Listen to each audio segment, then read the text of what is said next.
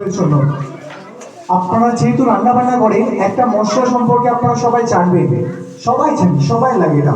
মশলাটার নাম হচ্ছে পাঁচ ফোড়ন, জানি সবাই? ওকে, প্রশ্ন হচ্ছে পাঁচটা জিনিস নিয়ে তো তৈরি হয় এই মশলাটি, যেহেতু এর নাম পাঁচ ফোড়ন, তাই আমার প্রশ্ন হচ্ছে এই পাঁচটা জিনিসের নাম কি?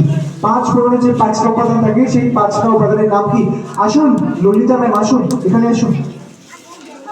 ললিতা নয়, এ মা কি হাসি! ও আচ্ছা, সরি, একই তো হলো, আমি সুদীপ্তা বলতে ললিতা বলে ফেলেছি।